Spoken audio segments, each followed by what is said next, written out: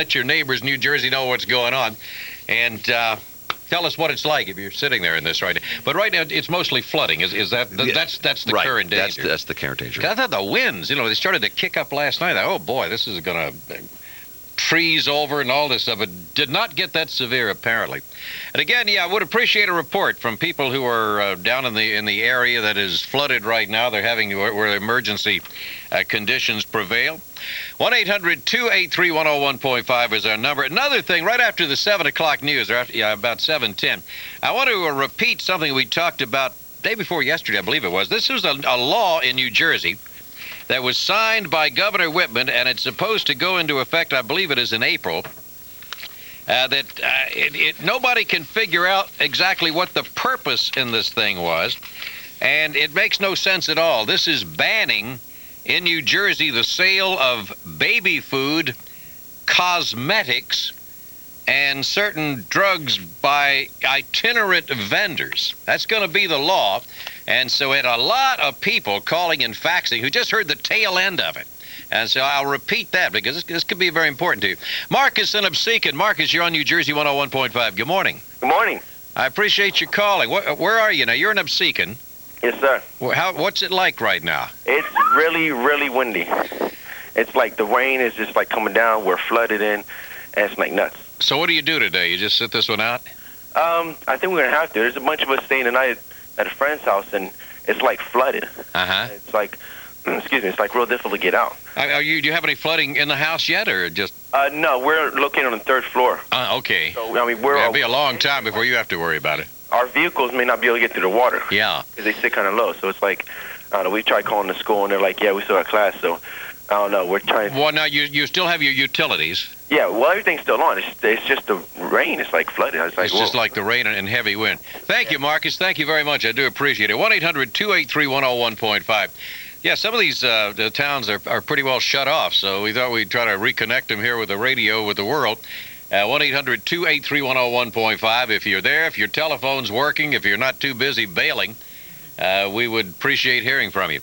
Yeah, the cosmetic bill, there are a whole lot of people in New Jersey who make a business or who make a living out of selling this type item. I don't know about it. I've never seen door-to-door baby food sales. So, again, I have no idea what this bill is about. Nobody seems to be able to explain it. And so I'll go through what information we have and any comments you might have. If it's a bill that was intended, as somebody had suggested, maybe to stop selling dated products at flea markets, then it's kind of akin to this law they have now in Camden, and other communities are considering it, that have a curfew for businesses, because sometimes late at night people misbehave outside the business. Well, you'd seem if you got a problem here, go after the people causing the problem. Go after the misbehaviors on the corner outside the convenience store instead of closing the store down. Same thing with this. If you got a problem with somebody doing something they shouldn't do at flea market, then go shut them down. It's 6:55 on New Jersey 101.5. Talk to Kim quickly. Let's get on to Cape May. Kim, you're on New Jersey 101.5. Good morning. Hi, good morning. Hi, I do appreciate you calling. What's it like in Cape May this morning? Well, the rain's not bad, but it's super windy, and the tides are starting to get real high.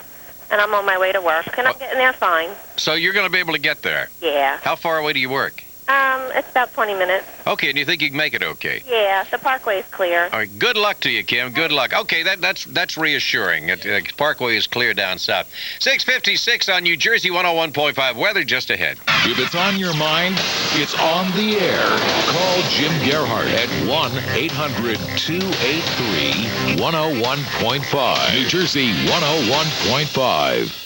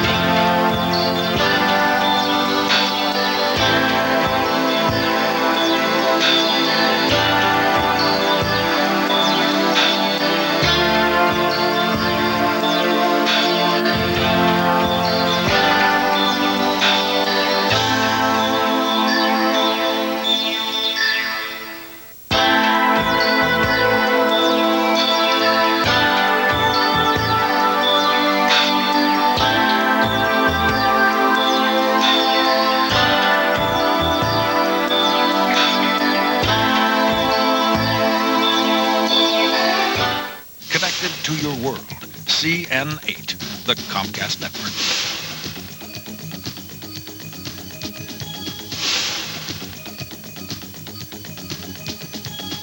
New Jersey 101.5 times 6:59 News Jersey in a minute. But now the weatherman, Alan Casper. The strong winds will continue all day, no question, and another high tide mid-afternoon will cause concern. I don't think it'll be any worse than it was overnight, and a more north-northeast wind by then may help a little bit, but there'll be some flooding continuing, some rain too. Let's not forget that in the whole state. The exception, Sussex and northern Morris County, northernmost Warren, western Passaic. There, northwest Jersey may have some icing continuing, 33 to 42. Tonight, early rain, then it clears out, 24 to 34, and returning sunshine for tomorrow, temperatures in the 40s. Jersey City 34, Manalapan 35, Millville 39. New Jersey instant weather every 10 minutes on New Jersey 101.5, serving Atlantic City and Cape May on 97.3 FM. For automobile insurance buffs, there is a proposal that was made by insurance companies yesterday. We'll go through that a little later this morning and see what you think about that. If you would buy this for some reduction in your car insurance. Already, we got some of the people making money on the system the way it is, squealing about it. New Jersey 101.5 is New Jersey's radio station. I'm Jim Gerhardt. It is 7 o'clock. WKXL, WDSS, Millville, 97.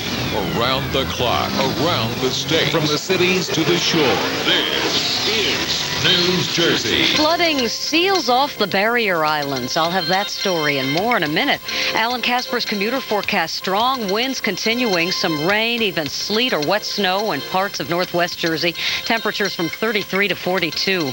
I'm Mary Jo Powell with News Jersey at 7 o'clock. It was the best thing we ever did. We got rid of all our bills. 0, 0, 0. Today, you could start a new beginning. If you're a homeowner, call 1-800-CHAMPION for our Pay Down Your Debt program. Find out how you can have zero balances on all of your bills and save hundreds of dollars a month. We're saving $300 a month. I should have done it sooner. No better time, no better way. No day like today. Isn't today a great day for a new beginning? When your bank says no, Champion says yes. Store-wide savings. And you don't pay a dime till summertime. It's Value City Furniture's no-pay President's Day sale. Through President's Day only at Value City Furniture. We're out to make savings history. With values that defy comparison. On furniture for every room.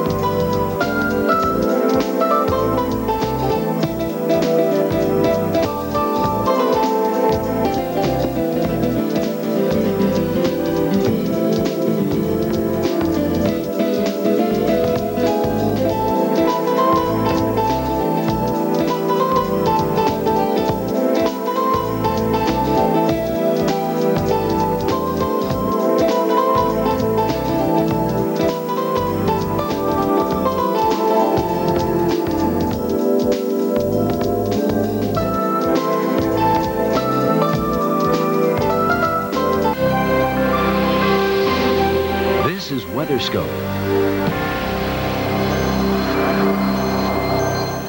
Well, it's now the Northeast turn to feel the sting of a powerful winter storm that's slowly creeping up the coast. In that region, you could find yourself facing rain, high winds, flooding, and even some sleet or snow in the inland areas. Good morning and welcome to WeatherScope, everyone. I'm Bruce Edwards.